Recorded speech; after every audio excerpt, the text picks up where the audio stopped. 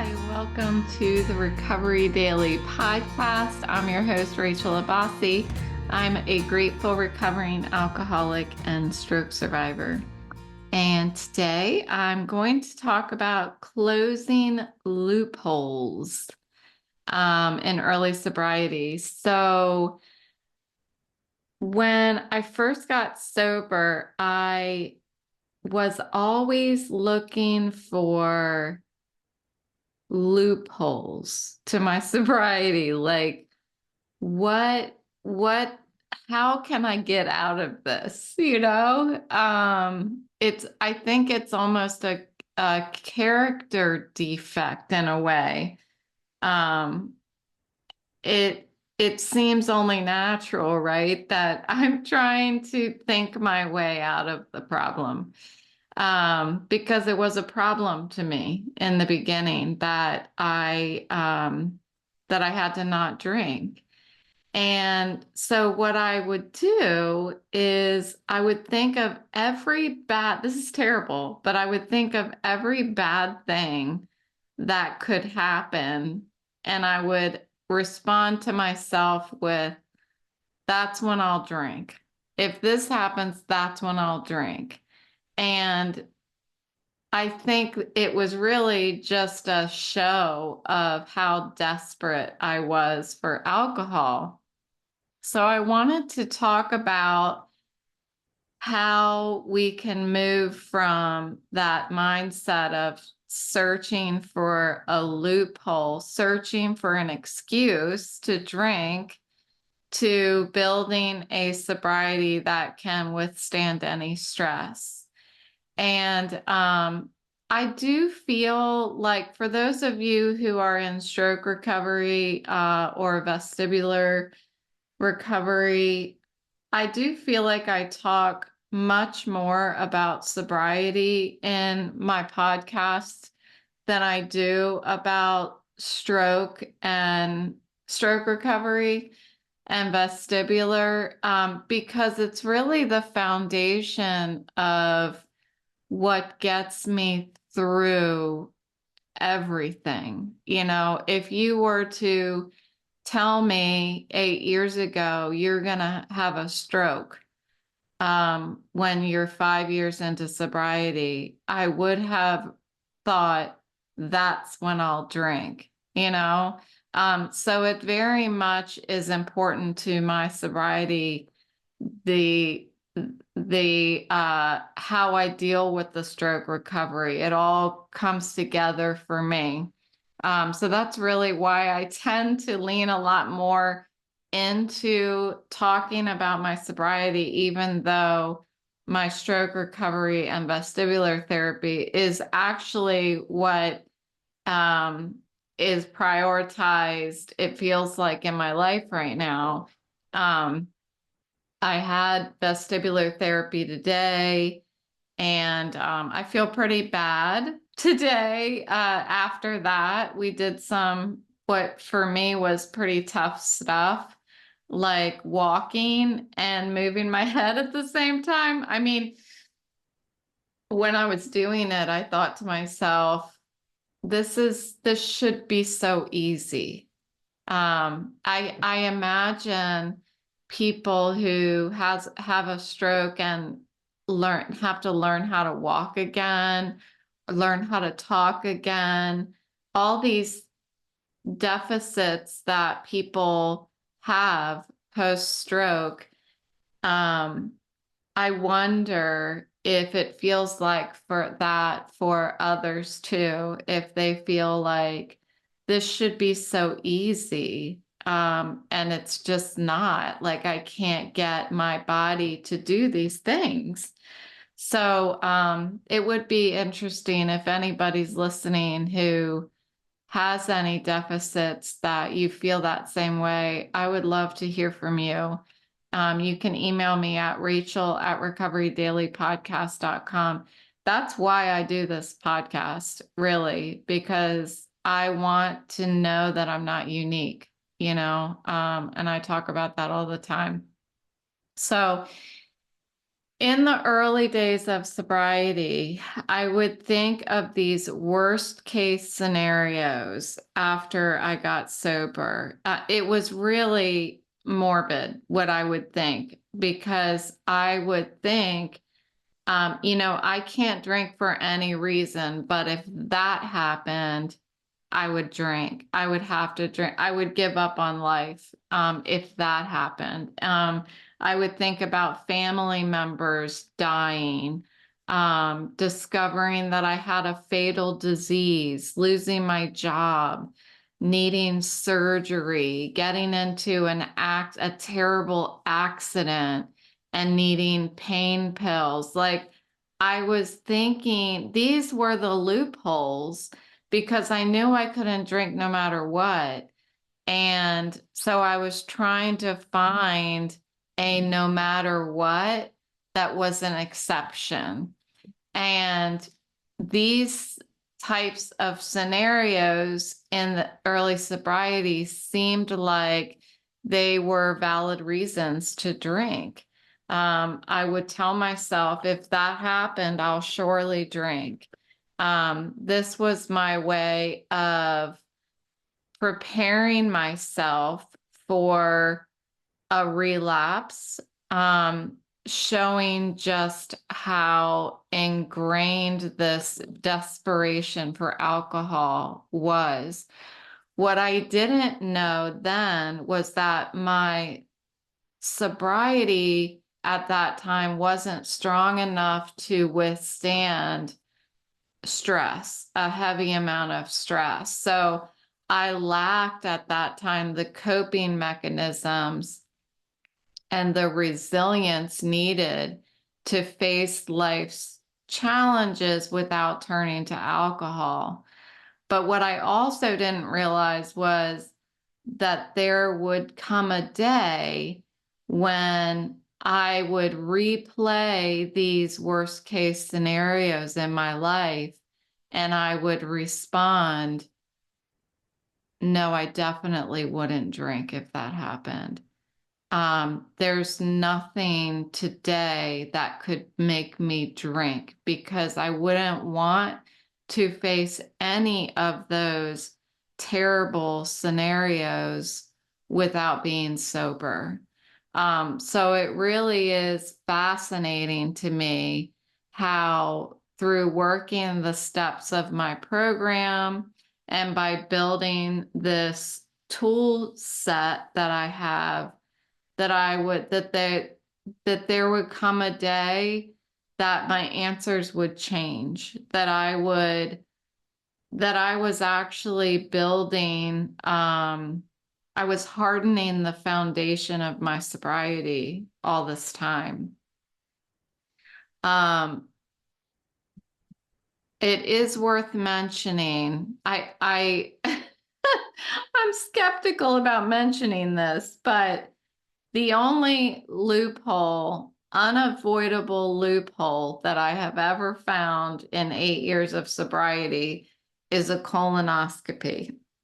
And even that would have been worth it for me if I hadn't had ended up with an excruciating clot left in my arm afterward from the injection of the IV.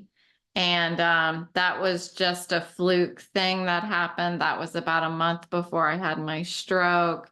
It was a sign that that I was clotting, and nobody knew how to respond to it. I guess the medical professionals didn't see that as a red flag.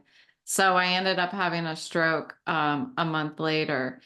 And uh,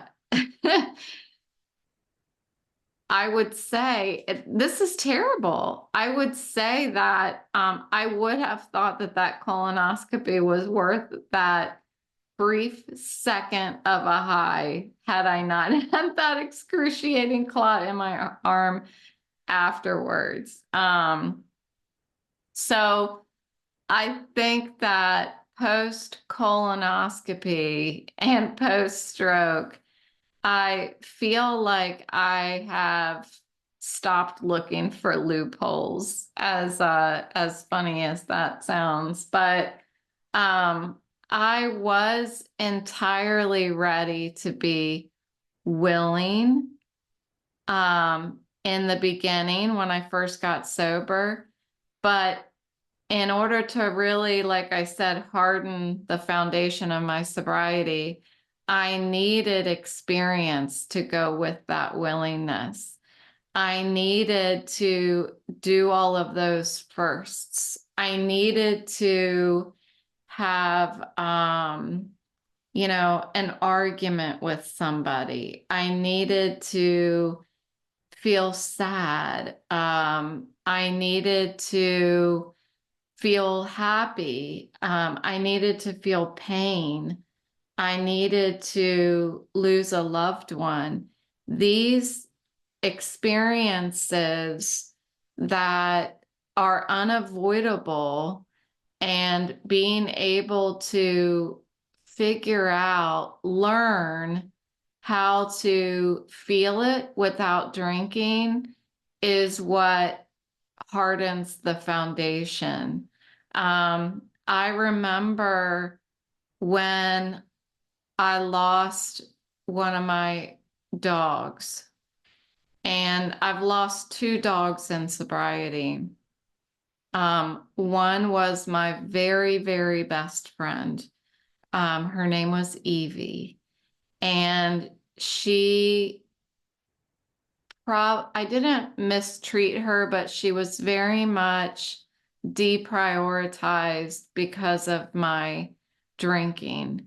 And there was one instance that I apologize to her for, but I will always feel so regretful and sad that it happened. I do not regret the past nor wish to shut the door on it. I learned a lesson from it for sure, that I was drinking, and I was at a rental house because I was separated from my husband, and the kids were staying with him that night. And I was drinking and I passed out. And Evie was still outside, and it was storming all night long, like big storm, lightning, thunder, pouring down rain. And she found her solace in a bush in my backyard all night long. And I remember waking up and being like, "Where's Evie?" And I thought, "Oh my God, I left her outside." Well, she was tied up outside, and I'm thankful she didn't get loose and I don't know, run across the road or run away or something like that. I'm glad that something terrible didn't happen, but I just felt so sorry that I did that to her.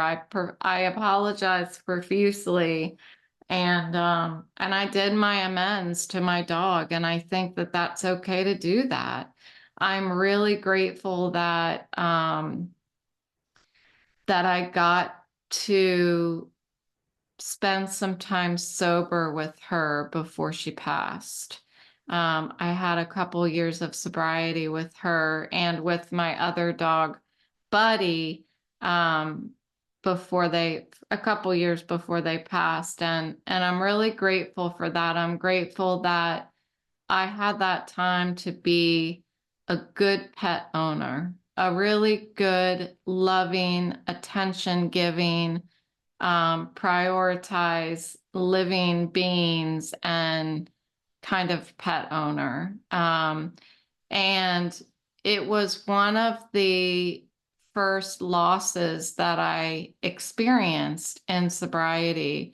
And it was very, very difficult because of all that she had been through with me, of all the creatures in the entire world. That dog was with me through it all, through every terrible part of it, through all of my crying, through looking in the mirror and whispering to myself, "You're already dead." Like, she saw it all.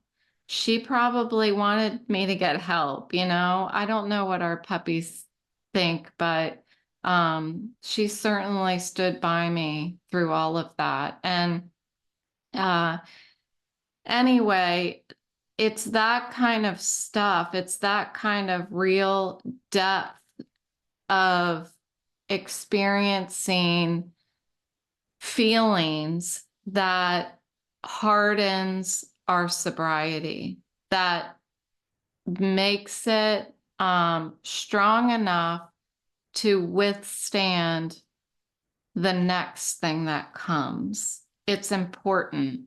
Each thing builds on itself. Each pain, each joy, each fear, getting through it sober gives me the courage and the confidence that I can get through something even harder and stay sober. Um, so in those early days, I needed to be exposed to pain. I needed to be exposed to choices. And I always have a choice. I didn't know when I was still drinking that I had a choice to drink or not to drink. I thought that I had to drink to survive. And I know today that I have a choice. Every day when I wake up, I can choose sobriety or not. And in stroke recovery, I know that I have a choice. I can either choose to recover or I can choose to fold. And I'm not going to do that. I was just talking to my psychiatrist today, and I was like, I've been feeling a little bit depressed over the past week. I think it's because I've had some real difficult symptoms over the past week, and it makes me feel frustrated. And then it starts with frustration, and then I feel a little bit of anger, and then I feel sad for myself. I feel self-pity and that kind of thing. And I was telling her that she could tell by the tone of my voice. And so she was asking me, like, how does the depression feel right now compared to months ago when we started therapy? And I said, I have less of it, but when I feel it, it feels just as sad. It feels just as bad. And I said, the thing about me though is that I will never fold. I will never give up. It's not an option. Um, I realize that I have a real choice whether I want to fold or I want to keep recovering. But for me, the choice is always recovery, because I know through experience that with every day that I am able to stay sober and every day that I'm able to walk down the street with dizziness and nausea and headache, every day that I can do that makes me stronger for the next day. And it is maturing my recovery. So in early recovery, it is absolutely normal to feel vulnerable and unsure. And I think it's normal to want to find excuses or loopholes, some way to escape from the reality. And quite often when we first get sober, there's a lot more to our lives than just the drinking. The drinking is but a symptom of a much bigger problem. And when we take away that symptom, there's a lot still there. So how do we escape? You know, we've been spending most of our lives looking, well, not just looking, but finding this way of escaping by drinking. So it's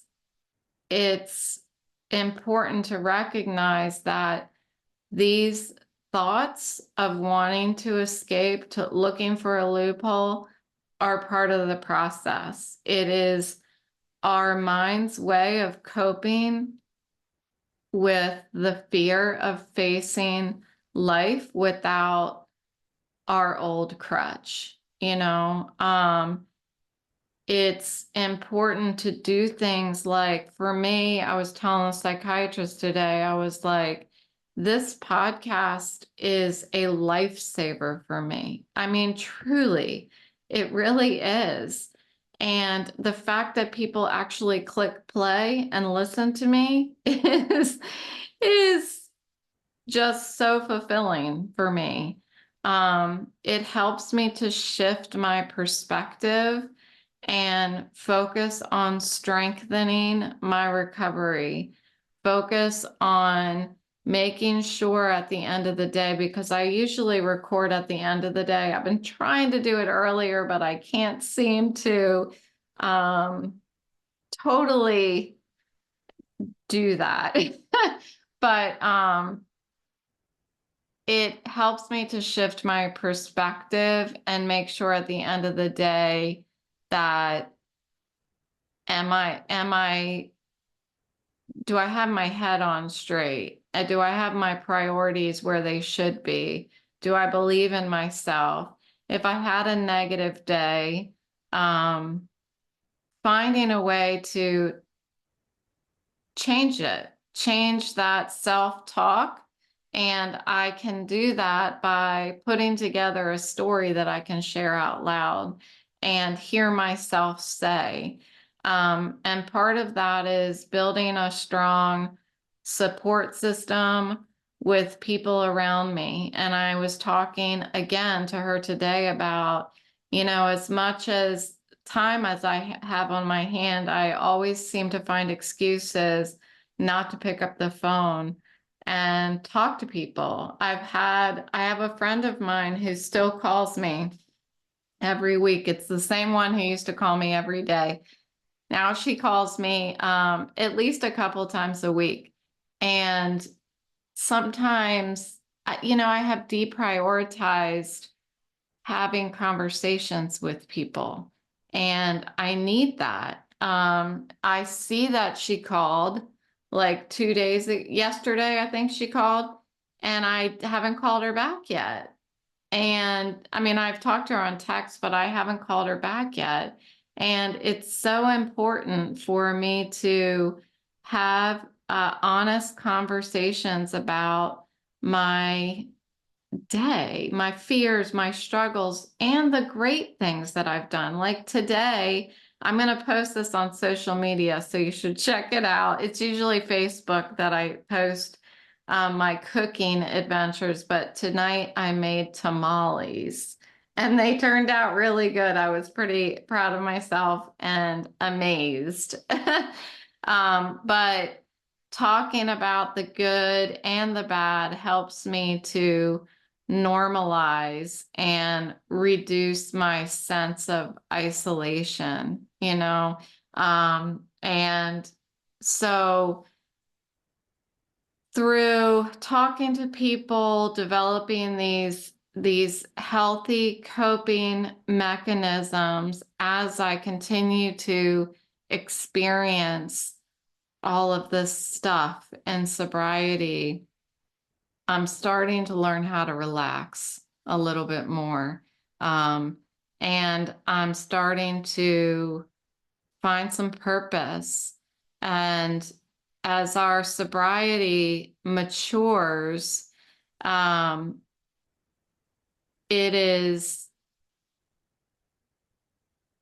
less desirable for me to search for that loophole, you know. It's preferable now to face the hard stuff sober. It gives me, there's a clarity that I have, like grieving. It, you feel it. I'm trying to articulate, like, when I'm grieving, like, let's take, for example, my dog that I lost. Um, I felt the pain. Um, I cried when it was natural to cry. Um, I remember walking around the house and hearing her collar, even though she wasn't there anymore.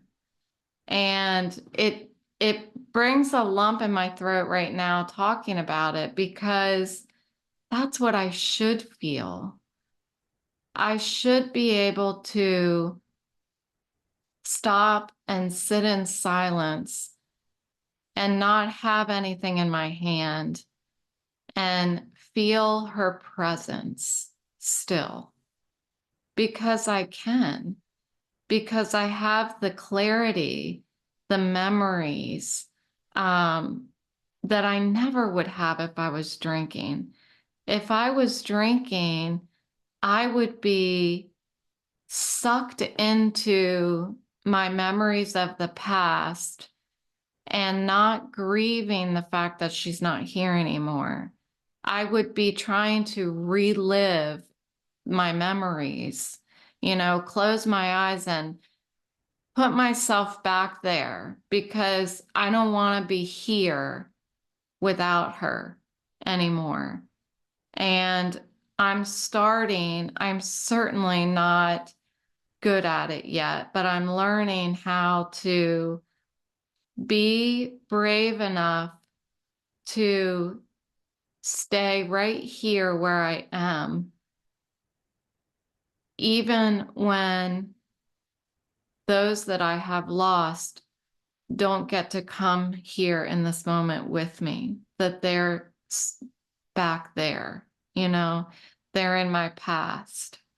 And I'm learning how to make that not be something that makes me feel empty where I sit here today, but instead makes me feel full for how much my heart was filled by those people then, because that I do get to carry with me today. And the idea of drinking to make that fade away, is not a choice for me. It's not something that I want to participate in anymore. I can honestly say that. I don't want to go back into that place where I just live in this alternate reality where I'm living only in places that feel good, because inevitably I sober up and it doesn't feel good anymore. So what I need to do is learn how to process what is really happening in my life and be where I am with whatever I have, and be okay with it, and be able to surface joy where I sit. And it takes time. It takes time. It takes experiences, and it takes the willingness to not look away when you see something that you don't like, not looking away from it, but sitting with it. And and that's why I don't look for loopholes anymore. I don't need them. You know, this this podcast has felt very emotional for me today because I allowed myself to go back and capture some of those moments that I had with my puppy and be appreciative and grateful for them, you know, because that's what I have now. I have the ability, I get to do that. And I believe that today I have a sobriety that can withstand an enormous amount of stress. Um, the simple fact that I'm sitting here and I'm still sober is astounding. I never would have thought I'd be able to do this 8 years ago. So thank you so much for being here with me today and for taking the time to listen to what I have to share. And if you enjoyed the episode, then please share it with someone, and reach out to me if I can support you in any way. And I will talk to you tomorrow.